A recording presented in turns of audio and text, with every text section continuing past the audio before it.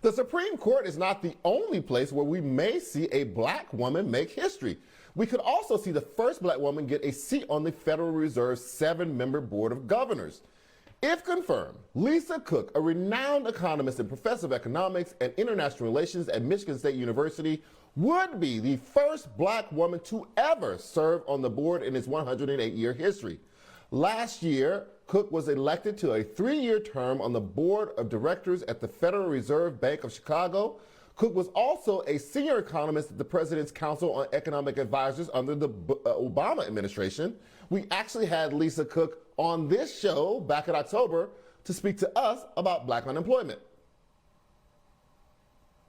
There is an even split for the black unemployment rate between those who have exited the labor force altogether, over 100,000, and those who have gone into employment. So for us, it really is a more nuanced story and troubling story. But even with all of her experience, Cook is already facing what Biden's Supreme Court nominee may face. According to a report on the Huffington Post, Cook is facing a racist smear campaign from Republicans and conservatives who demand Biden pick someone else. Former Donald Trump advisor Peter Navarro told the right-wing Daily Caller, Professor Cook is more qualified to coach an NFL team than manage what may become a looming collapse of our economy. And as an economist at the conservative Hoover Institute said, Cook should only be considered if the job is to bring the administration and progressive supporters racial policies to the Fed. Joining me now to discuss is Professor of Economics and Urban Policy at the New School, Darrick Hamilton. So Darrick, what is their objection to Ms. Cook? You know, her resume is incredible. I do not understand the criticism here. Is there any truth to any validity to the objection? Not at all.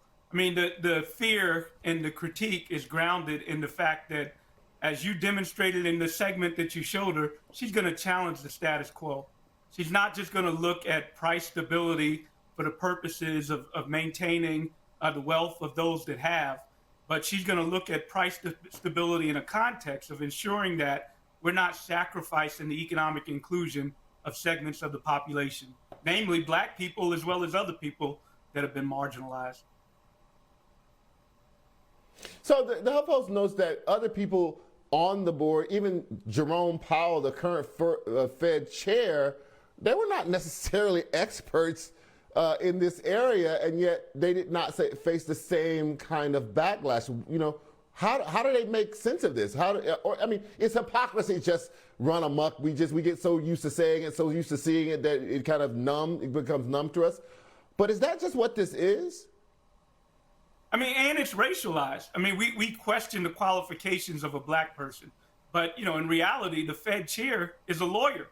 I mean, I'm not questioning his qualifications because you need not have to be an economist to be at the Fed, but the reality is Lisa Cook is genuinely an economist, and an economist at a leading top research university who's been doing this work.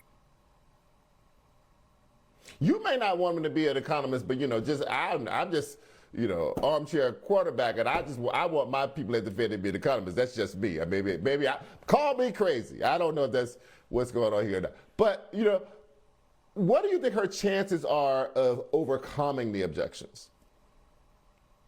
You know, I don't know how the politics are going to play out. I hope we stand by her. We've seen in the past that with the threat of a backlash, sometimes Democratic leadership abandons their own. I think we need to stand up to this and not kick the ball down the road.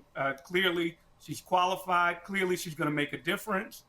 And I, for one, am proud of that she's there. But more so than being proud of her personally, she really has demonstrated a body of work that takes nuanced data and uses that in a way that is promoting human well-being. We need to get beyond the formulaic approaches, because what's been happening hasn't been happening to the benefit of the vast majority of Americans. I mean, the reality is that we have a concentration of wealth and power at the top that is obscene, that we have not seen since the Gilded Age. Now, the Fed has a dual mandate: employment stability as well as price stability. And they focus mostly on the price stability part of that dual mandate. But abducting the employment stability and our economic welfare in general is a problem. So help our viewers understand how much power one person among seven would have, on this board of governors. We are used to, councils of people like the Supreme Court. They case comes before them, they vote, whatever the majority is wins. They ask questions or whatever. How does the Fed work? How does this board work? Is the policy presented by the Fed chair, or how does the power play work and the dynamic work within the board of governors? The Fed chair controls the agenda, but as you alluded to, there's 7 members. So even the appointment of Lisa Cook, we should temper our expectations, even if we want to see dramatic change, because the reality is that she's one amongst 7 that gets to help decide the direction of our monetary policy. Do they do it by vote? Do they have areas of expertise that they recommend on? How's that work? Well, they will vote, and this is the point also why you want a diversity of opinion. I mean, if you get everybody with the same viewpoint, everybody with the same background, then you just develop a momentum without that nuance, without capturing the understanding of other underlying factors, without bringing in insights that might buck the status quo. Let's pull back a little bit and just talk about how it is that this can even be the first.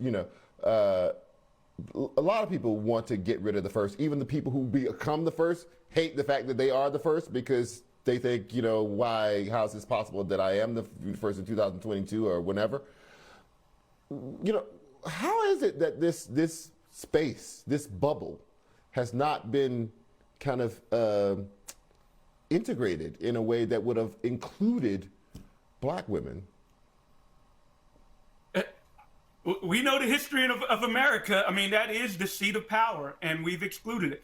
I mean, fortunately, there has been a black people there. Andrew Bremer was there. And then, we shouldn't even lose sight of the fact that Joe Biden nominated Lisa Cook, but another very well qualified Black person, Philip Jefferson, who also, so now we have at least 2 that will serve on this board now.